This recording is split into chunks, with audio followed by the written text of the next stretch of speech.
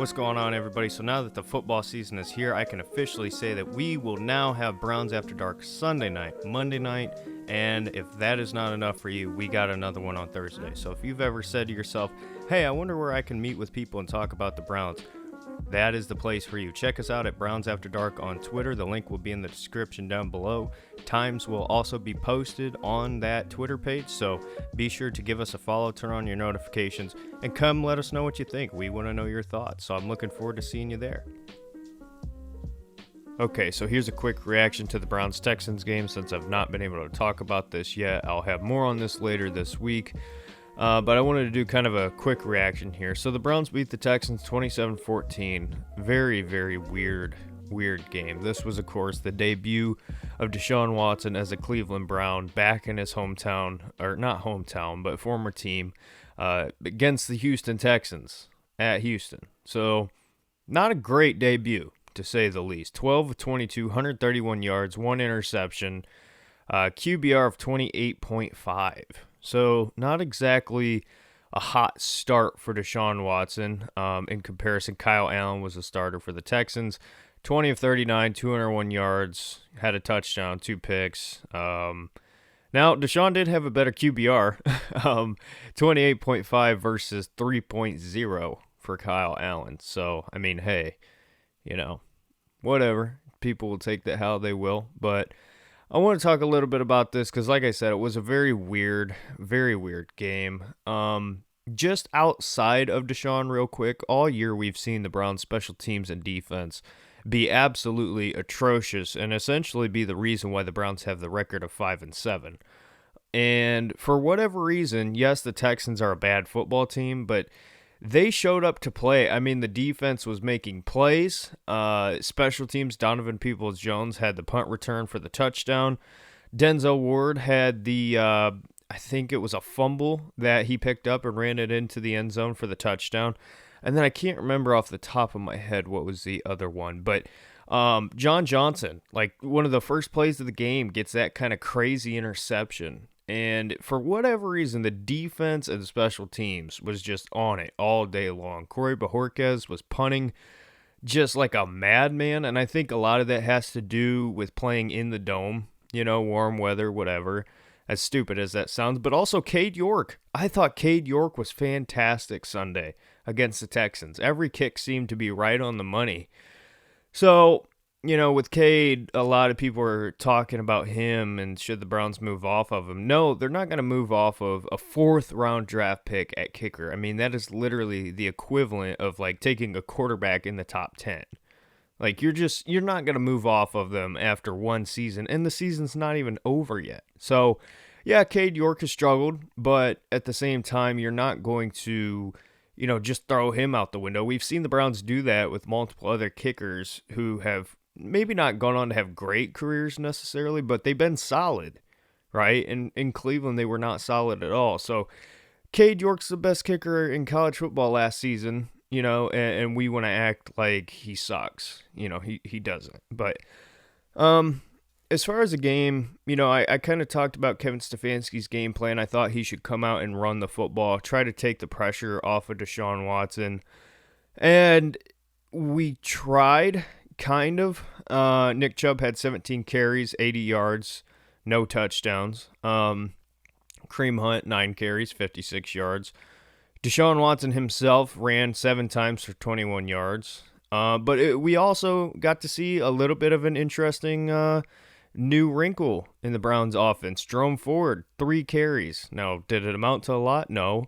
But, one of the things that I've kind of been petitioning for Kevin Stefanski to do is get Jerome Ford involved more. He's been fantastic on kick return, but at the same time, we have yet to find a way to involve him in the actual offense for the Browns. So it was good to see that, even though it was not successful. I was pretty pleased to see that we're at least trying.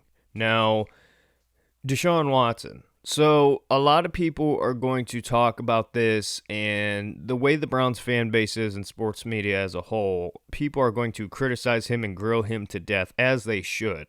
This was a terrible performance from Deshaun Watson, But I'll be honest with you. I think there's kind of two reactions to this because I watched this game bits and pieces at work, so I was multitasking. But when I watched it after the fact and took a closer look, one of two things. Deshaun Watson is extremely rusty. And that's not an excuse for how he played and some of the decision-making sides of things here. But, I mean, he was skipping rocks out there. I mean, that one pass to Amari Cooper, that just cannot happen. I don't care how long you've been out of playing football for. You're a top-level quarterback. You make that throw. Now, I'm not concerned long-term. I think this is the worst of Deshaun Watson that we will see as a Cleveland Brown. And hopefully some of these issues don't carry on into next week. But he struggled. I mean, there were some positives, though, that I think people need to address. There was a couple plays where he put the ball right on the money. DPJ, Amari Cooper, a couple times. You know, even when Schwartz had that, caught it and then fumbled, right? I mean, there was a couple plays that you saw the positives. And the most impressive thing to me that I saw from Deshaun Watson in his first game as a Brown was his ability to move around in the pocket and also not be afraid to take off and run. I mean, Jacoby Brissett over the last however many games we've had him, 11? Need to talk about that too because that's another interesting thing. But Jacoby has taken off and ran, but let's be honest, Jacoby Brissett at his size is not going to be able to do the same things. He's just not as athletic. Deshaun Watson, when he took off and ran, he ended up getting only 21 yards, but I felt like it was a pretty good 21 yards.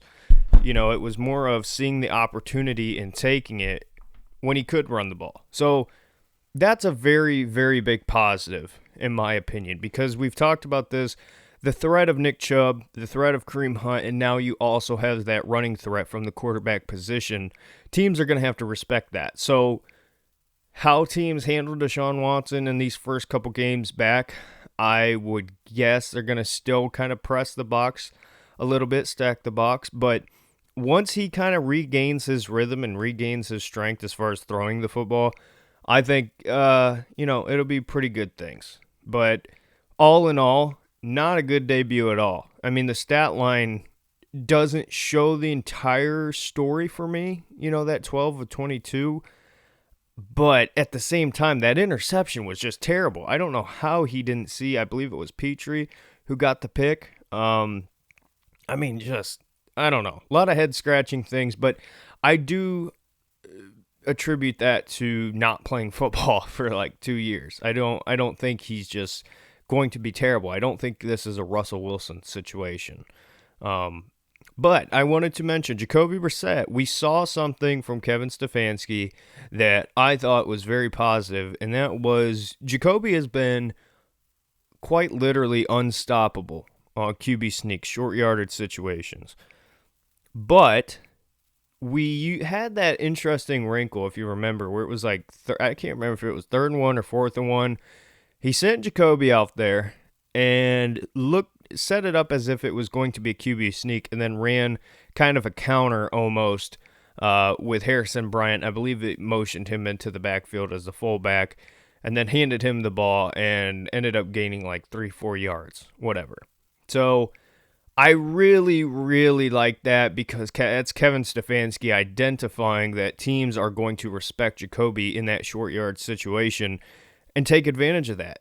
Throw some other wrinkles in there. So I love that. I hope that's what we see going forward throughout the rest of the season.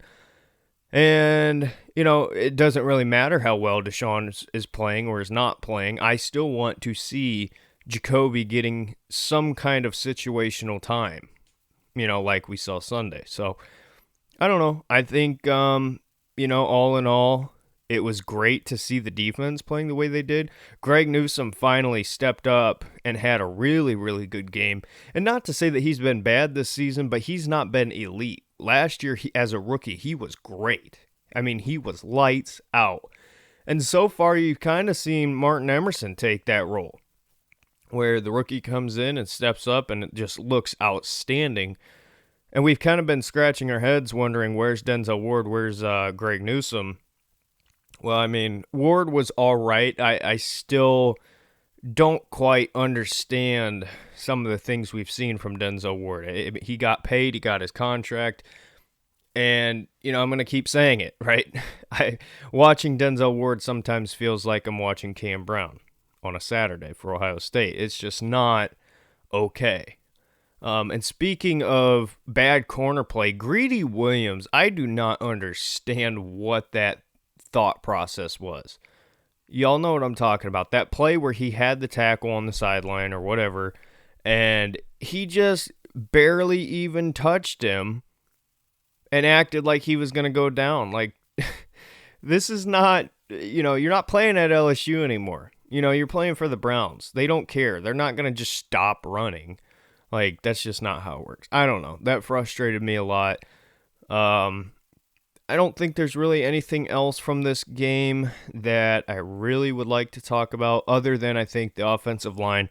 There's going to be some major changes on the offensive line. Jack Conklin's going to be gone. I think James Hudson takes that role.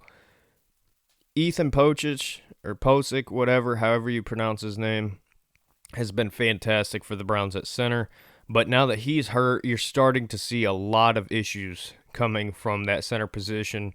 Wyatt Teller does not seem to be back to being Wyatt Teller.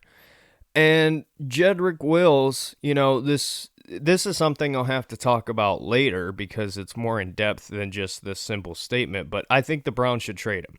I think the Browns absolutely this offseason should look at trading him. He is a 10th overall draft pick. You have that 5th-year option. He has shown flashes when he's been good. His PFF numbers are pretty solid. But at the same time, I watch him every single week, and I watch terrible effort. I watch him having a bad attitude, not caring. I don't want that on this team. That's not somebody I'm going to invest in long term. So I think there's two scenarios for that. I think either the Browns move him back to right tackle, and hopefully he can work out better there because he played there at Alabama for Tua, given Tua being a left-handed quarterback. I don't know. I'm not going to invest in that long term. So left tackle, right tackle, center. I mean, I still like Nick Harris, but I wouldn't guarantee him that starting job next season. Ethan Pocic, whatever, has put up as good as a fight as you can to win that job because obviously Joe Bitonio and Wyatt Teller are going to be your guys. Center, right tackle, and left tackle are kind of toss-ups right now, looking long-term. So, I don't know. I don't have the answers. I tweeted that out that the Browns should trade Jedrick Wills, and everybody's like, oh, you got to have a plan. Well, it's like, I don't get paid millions of dollars to come up with a plan. If that was my job, I would have a plan for you. But what I can tell you is this is a team that does not have a ton of draft capital as far as the high rounds. Jedrick Wills, given the 5th-year option, you have that cheap contract for at least another season. His numbers aren't terrible. It's not like he's been a complete bust. There's just some issues. I would move off of him. I think you can get a second-round draft pick. I think you can. And if not a second, maybe like a 3rd and a 4th. I don't know. But I don't know. That's a real deep conversation that we'll have to have at some point in the future. But the Browns play the Bengals this week in Cincinnati. It's going to be quite the test for Deshaun Watson. We just saw the Cincinnati Bengals pulling out a game against Kansas City Chiefs. So I don't know to what extent things are going to change offensively, but something has to change. I mean, Kevin Stefanski has to treat this week as if he's getting the Deshaun Watson we got against the Houston Texans. Don't give him too much. Let him kind of, I mean, they say that the biggest difference is from week 1 to week 2, right? Because you get that first game out of the way. And for Deshaun Watson, this was week 1. So I'm expecting improvements. To what extent, I do not know. But the Browns have a great history against the Bengals. Kevin Stefanski and the rest of this team, for whatever reason, have a crazy hatred for the Bengals for whatever reason. Njoku will be back. That's another missing wrinkle from this game. that I thought the Browns could have really benefited from having David Njoku there. I don't exactly know why he wasn't there. He was hurt, but these are things that will change in time. But next week, or I should say this week, is very, very critical as far as the rest of the season. And plus, you want to get started on a hot note if you're Deshaun Watson against your division. So we'll see. Anyway, let me know your thoughts. We'll talk a little bit more about this later. But what'd you think from it? I would just say don't overreact too much. Not that you can't be upset because it was a bad game, but you won, and just give it time, whatever. But anyway, let me know your thoughts.